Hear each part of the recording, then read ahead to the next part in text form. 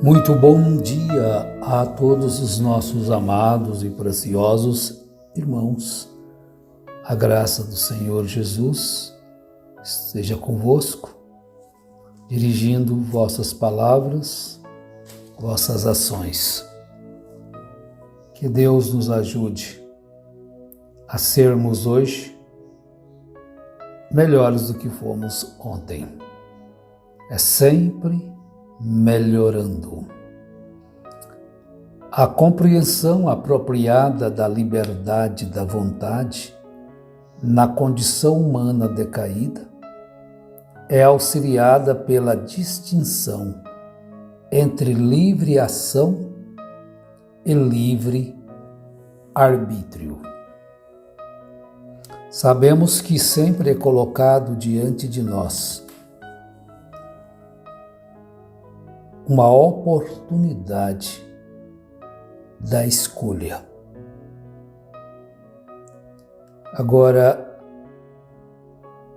como vai ser feita ou como serão feitas as escolhas? Com a liberdade que nos é outorgada.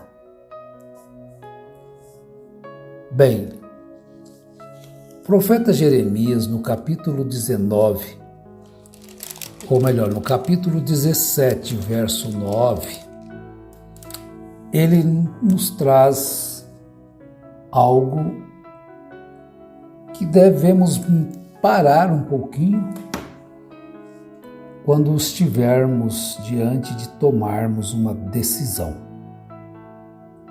Ele escreveu assim na inspiração: enganoso é o coração. Olha só, enganoso é o coração, mais do que todas as coisas, e desesperadamente corrupto. Quem o conhecerá? Então, diante de uma afirmação como esta, nós devemos buscar a presença do Senhor em nossas vidas, constantemente. Porque o nosso coração pode estar simplesmente enganado em relação a certas coisas. E nós pensarmos que estamos indo para um destino e estando indo para o outro, enganados pelo nosso próprio coração, pelas nossas próprias emoções. Eu me arrepiei, isso aconteceu. Por isso é que você não precisa de sentir emoções para saber se aquilo é correto ou não, arrepiar ou não, se tornar histérico. Então as pessoas passam a olhar certas atitudes na pessoa que não deveria observar se realmente ele tem Deus através daquilo. Tudo aquilo que pode ser manipulado pode levar a pessoa a ser enganada. Então a palavra do Senhor nos diz que Satanás pode se transformar em um anjo de luz. Então isto é que deve fazer com que nós nos apeguemos ao que está escrito. Porque nós podemos abrir o nosso coração e nos regozijarmos pensando que estamos fazendo aquilo que agrada a Deus, quando na verdade Deus tem virado as costas para aquilo. Porque o coração é o mais enganoso do que todas as coisas e desesperadamente corrupto. Quem o conhecerá? Então veja que nós somos colocados numa plataforma todos os dias, em todos os momentos. Agora está diante de nós essa livre ação e livre arbítrio. Mesmo sabendo que tudo tem uma consequência. Agora, livre ação é uma característica da humanidade como tal. Todos os seres humanos são agentes livres no sentido de que eles podem tornar suas próprias decisões a respeito daquilo que querem fazer. Isso aí é a livre ação. Todos os seres humanos têm diante de si esta oportunidade. Tomar suas próprias decisões a respeito daquilo que querem fazer, escolhendo como lhes agrada, à luz de sua própria consciência, inclinações e pensamentos. Vejam bem que Deus não vai ficar interferindo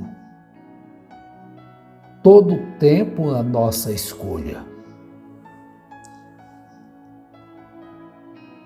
Mas Deus coloca diante de nós uma situação como esta. Somos responsáveis perante Deus e perante o resto da humanidade pelas escolhas que fazemos. Então, homens, mulheres, são responsáveis perante Deus e perante o resto da humanidade pelas escolhas que fazem. Porque nós somos tendentes a fazermos aquilo que nós sabemos que não devemos fazer e depois procurar um outro culpado fora de nós mesmos. Ah, foi ela, foi ele. E não assumir a nossa própria decisão e as consequências das nossas escolhas. Desde o Éden, Adão era um agente livre antes da queda e depois também, pois continuou a ter desejos e pensamentos que punha em ação por meio de sua vontade. Veja que Caim, ele andou pela sua vontade. Embora ele tendo sido aconselhado por Deus a proceder da forma correta como o Abel, e o próprio Deus dizendo, porque haverá aceitação para ti também, se tu procederes corretamente. Então não é que as coisas acontecem assim como que um privilégio. É bem-aventurado os que podem ver as coisas. Mas ali estava diante daquele adorador chamado Caim a oportunidade de fazer aquilo que Deus se agradaria, que Deus se agrada. Então, Adão era um agente livre antes da queda e depois também, pois continuou a ter desejos e pensamentos que punha em ação por meio de sua vontade. Aí não é da minha vontade ir no culto, não é da minha vontade ser um cristão, não é da minha vontade ser um dizimista, não é da minha vontade ser um cooperador, não é da minha vontade louvar a Deus, não é da minha vontade ter você como meu amigo, não é da minha vontade ajudar a você. Bom, você faz a escolha nas coisas mais simples da vida. Agora, do mesmo modo, agora também somos agentes livres. Continuaremos a ser assim, mesmo depois da ressurreição. Como Adão não tinha pecado, Ele estava vivendo dentro de uma liberdade, mas foi escravo da sua vontade. Ele era livre, mas se tornou escravo da sua curiosidade. Ele era livre, mas se tornou prisioneiro do seu próprio interesse, da sua própria vontade, em ver se realmente o que aconteceria se ele comesse daquele fruto, daquela fruta da árvore da ciência do bem e do mal. Então ele colheu. Aquilo foi feito segundo a sua vontade. Agora, às vezes nós queremos fazer escolhas erradas, estúpidas, e não queremos que pagar o preço por aquilo. Agora, quando nós estivermos sido transformados, os mortos ressuscitados, eles não serão robôs, não seremos robôs, controlado por um controle remoto. Mas os santos glorificados exercem suas vontades. Adão exerceu a sua vontade de fazer aquilo que não deveria fazer. Aí, o que nós dissemos? São responsáveis perante Deus e perante o resto da humanidade pelas escolhas que fazem. Porque eu posso tomar uma escolha que não prejudica só a mim, prejudica o meu próximo, prejudica a família. Então você é livre e deve observar o que a sua vontade vai produzir. Então você vai pegar a sua liberdade e vai fazer algo errado.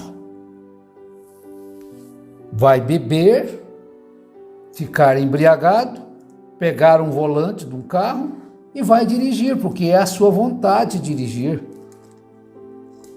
Alguém pode até dizer para você, não, prega, não vá, arruma alguém que está sóbrio para levar você, dirigir o seu carro. Não, eu não vou fazer isso, eu vou fazer aquilo que eu estou com vontade de fazer. E faz. E depois tem as consequências, e aí não quer arcar com as consequências. Então veja que Deus tem nos colocado nessa condição, para nós termos esta condição de escolher algo que não vai levar-nos a sermos escravos da nossa escolha, da nossa vontade, que é contrária à vida, contrário à vontade de Deus. Agora, os crentes glorificados exercem sua vontade, porém são confirmados na graça, a fim de que não pequem. As escolhas deles são produtos de sua livre ação. Escolhas feitas de acordo com a sua natureza. Porém, agora essas escolhas são boas e certas. Por quê? Porque depois que o homem nasce de novo, ele escolhe. Foi colocado diante de Pedro e João uma opção: ficarem calados, não falarem mais de Jesus. Mas ele escolheu falar, embora estivesse correndo um risco. Vocês vão falar no nome de Jesus, mas vocês vão sofrer consequências. Quer dizer, que nos importa? Sofrer consequência por causa do reino de Deus? É a minha vontade, é o meu desejo falar de Jesus. As pessoas não fazem o mal às outras, mesmo sabendo que eles vão pagar por consequências terríveis.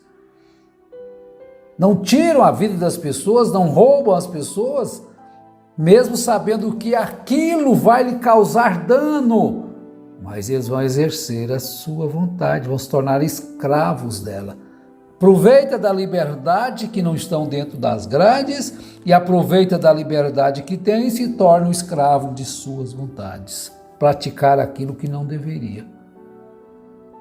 Aquilo que é reto. Agora, quando o homem nasce de novo, a mulher nasce de novo, tem o seu coração transformado, então passa a ser participante da natureza divina. O que ele deseja? Qual que é a sua vontade?